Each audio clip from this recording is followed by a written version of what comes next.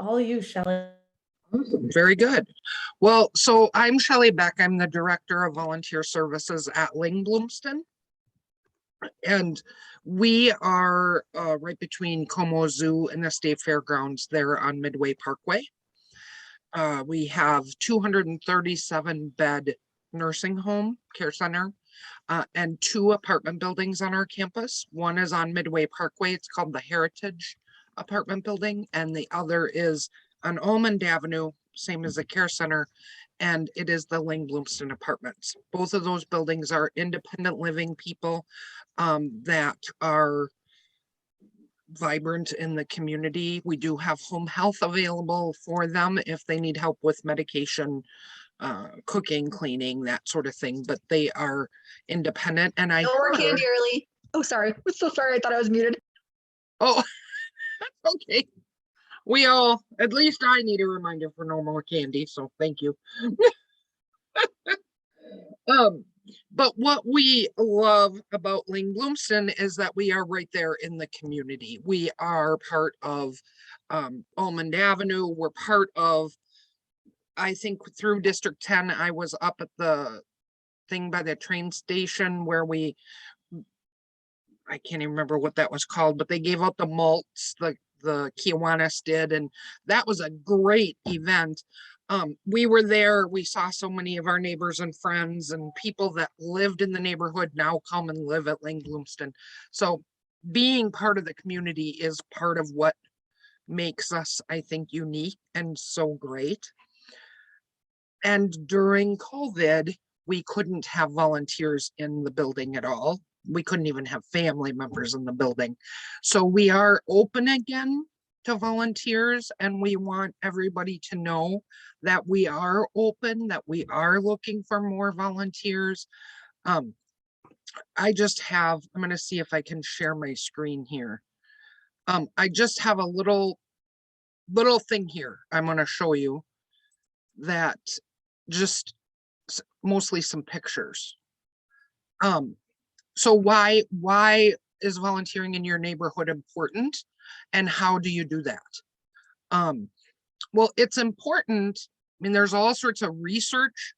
If you want to look it up, great. But, you know, 95% of people say they're helping to make their community a better place by volunteering. And I, of course, am representing Lyngblomsten and would love to have everybody come and volunteer at Lyngblomsten, but this Como neighborhood is really such a vibrant place. There's volunteers at Como Zoo, there's volunteers at the shelter, there's volunteers throughout the community delivering Meals on Wheels, doing different things. There's other senior living places, and it just really makes people endeared to their community so much more. Also, for us personally, 96% of the people that volunteer say that volunteering enriches your own sense of purpose. And I think right now in the world, we're seeing that people, you know, we've lost our jobs, we've changed our jobs, we're doing things differently. And what really is my purpose? That we can all just use more of that, I think. It also gives us a sense of control. We can do what we want, where we want. And then 78% of the people that volunteer say that their stress has been lower since they started volunteering or in the last month. So here's some pictures. This is a picture of a volunteer. We had a volunteer who moved to Edina, so she can no longer volunteer. And when she replied to me that she was having to leave, she said, although I love volunteering with the gathering, I live in Edina and it's a long drive for me to commit time to, especially in the winter. So I helped her get hooked up with a care center in her neighborhood in Edina. There's plenty of people to go around. Again, I would love everybody to come and volunteer at Lyngblomsten. If old people aren't your thing, we're not the place for you. My husband, he does behind the scenes stuff. He doesn't come and volunteer at Lyngblomsten because he's just not as comfortable around older people. It's good for the community. You know, we can all vote, and that's our one voice. But if when we choose where we go into our community and what we're going to improve in it, you know, if environmental things are your thing and you go and you volunteer for the Friends of the Mississippi River, think about how you're affecting the whole country and you're one person because you're helping clean up buckthorn on the Mississippi, which I don't know if that's a thing. So if you're an environmental person, sorry if I'm wrong. But if you come to Lyngblomsten, you deliver mail to residents, and every day they're seeing a different person come in and deliver mail to them. That's a variety that in our homes, we have variety. When you live at a place like Lyngblomsten, I mean, they see me every day. They see their nurse every day.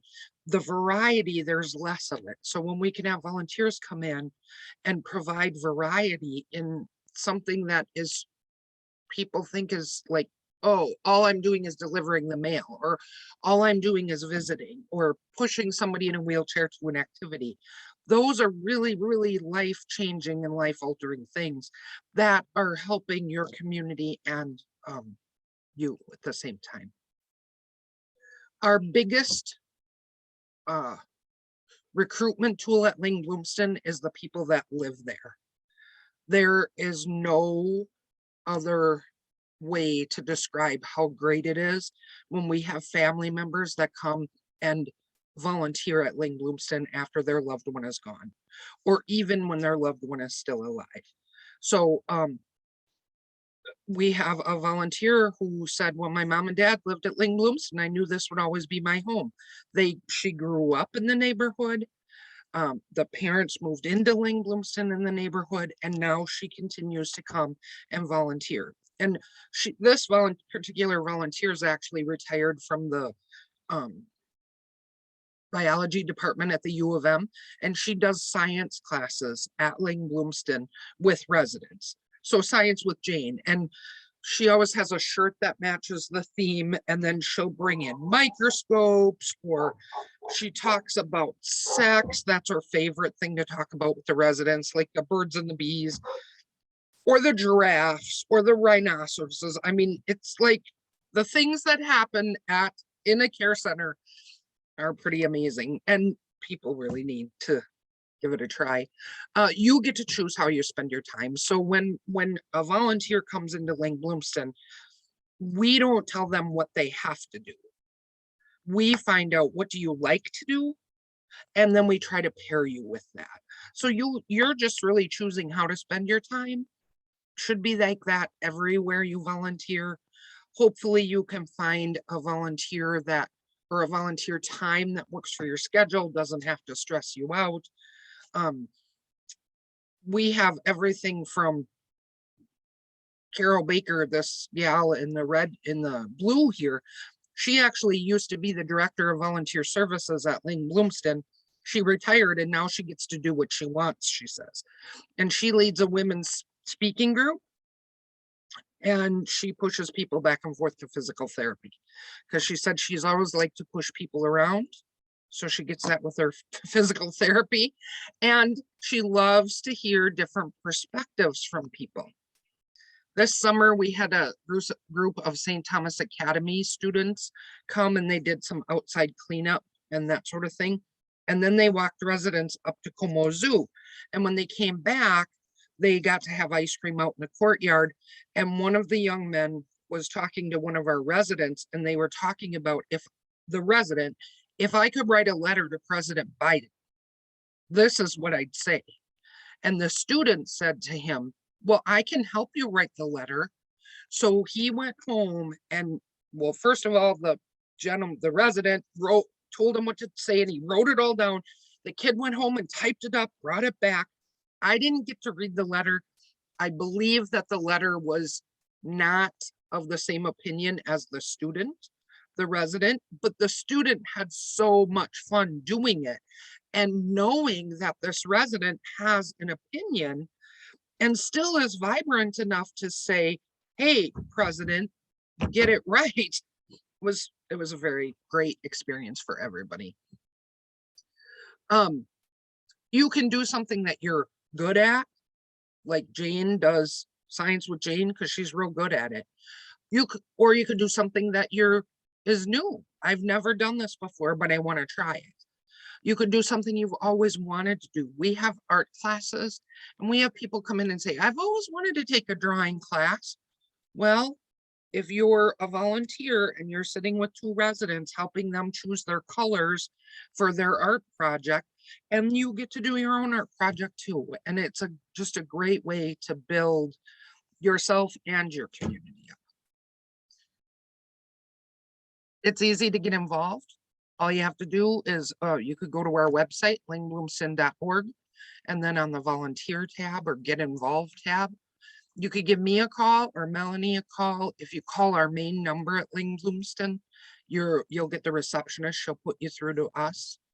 We also are, of course, like everyone else, hiring. And the good thing that to know about that, if you're at all interested in the medical field, any sector, dietary, finance, community-based services, nursing, any laundry. We actually had a volunteer who used to push people in wheelchairs from the elevator to the chapel. And he ended up getting a job at the airport, pushing people in wheelchairs from plane to plane. And in the last couple of years, stopped in and thanked me for the experience of pushing wheelchairs.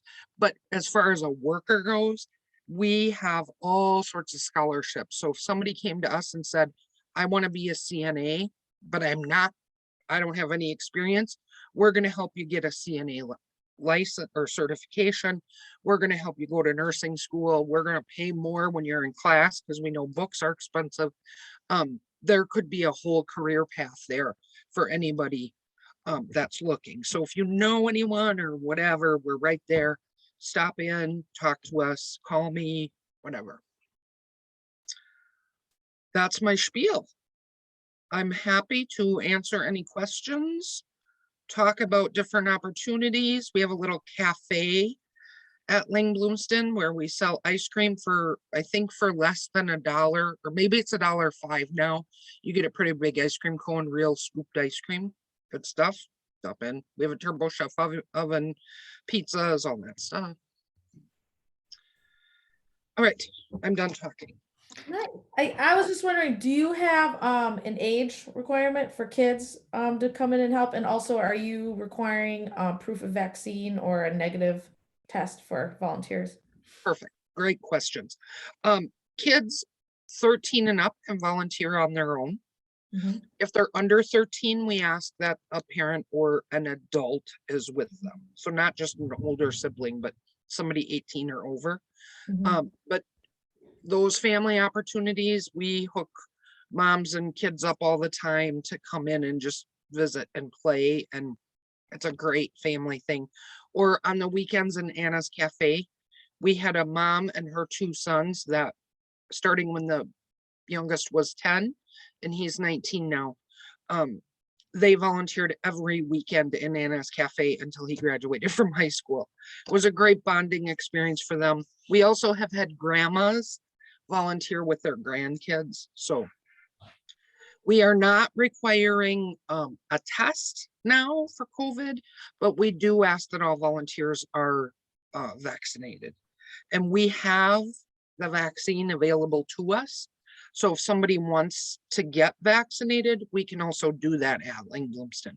And I was really surprised at the number of volunteers that said, we'd rather do it at a place that we know.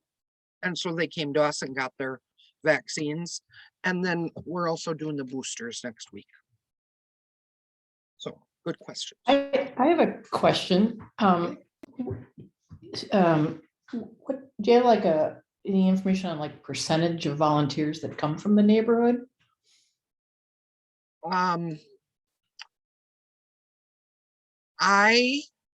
Last time I looked was before COVID, truthfully.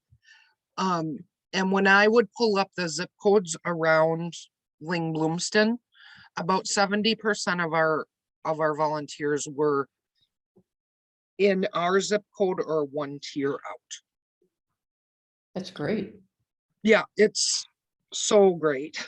And many, and we had prior to COVID, we had about 120 youth that volunteered. Our schools in the neighborhoods would send, we had a lot of kids from the schools and like the elementary and middle schools. And I mean, it was always just fun for them. And then the summers they'd come, and we usually hire an intern for the summers to just work with the youth to keep them on track and kind of keep them herded in and remember what they're doing. So summertime, we could have upwards of, throughout the course of time, like 130 volunteers over the summer, just for youth. So yeah, very local. I think I remember in one of your emails, you said that one of the volunteer opportunities was doing puzzles with the seniors. I just wanted to say that that's what I think I would do. Yeah, awesome. Yes, puzzles, games. Well, cribbage is big. Sudoku is another one that people love to do. Crossword puzzles, regular puzzles. Yeah, there's, I mean, you name it, we're just a little community in these four walls. So if there's a knitting group, there's a baking group, there's all sorts of groups. Our newest thing is we had a volunteer writing postcards to residents over COVID, and she was just writing them in general, and then staff were giving out the postcards to whoever we thought needed a little pick-me-up. Well, now I've provided her with the name of 6 people that actually want to write back to her, but she lives in our neighborhood, and she told me over the years she's amassed hundreds of thousands of postcards. It was her hobby. And she said, and I decided that if I die and they're all in here, they're just going to get thrown out. So I better start using them. So she's sending out all these postcards now. And we have 6 residents that are writing back to her. So they've formed a friendship. So it'll be fun. Anything else? We do hope next summer to be having a midsummer festival again. And so hopefully we'll be able to pull in a bunch of people. It's usually very well attended. I think all of our outside concerts are done now for the year, but we have sometimes outside concerts. I know the Minnesota Orchestra came last year. When were they there? They were there in the spring, and it was lovely. And they did 3 concerts around our campus, and we had many neighbors come over. And then Sweet Martha's donated, it was fall of 2020, because it was the first day of the fair, and we didn't take anybody to the fair, and Sweet Martha's donated enough chocolate chip cookies for the entire campus. So that was nice. So we were giving chocolate chip cookies out to all the neighbors that were coming to. We have pet visitors, all the people that walk their dogs by our campus. I'm like, come through.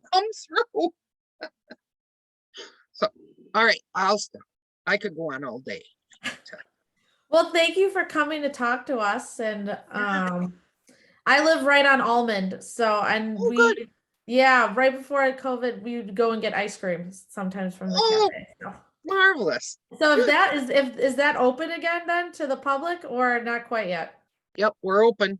Right. Everybody that comes in needs to get screened, Okay. but we're open. Well, my kid will be very amped about that. Awesome. I like it. Very good. Well, thank you very much. If you have any questions, want to get anything, just give me a call. Fantastic. Thank you. Yeah, Thank you. Nice to meet you. Good to meet you. I hope you have a great meeting. Bye-bye.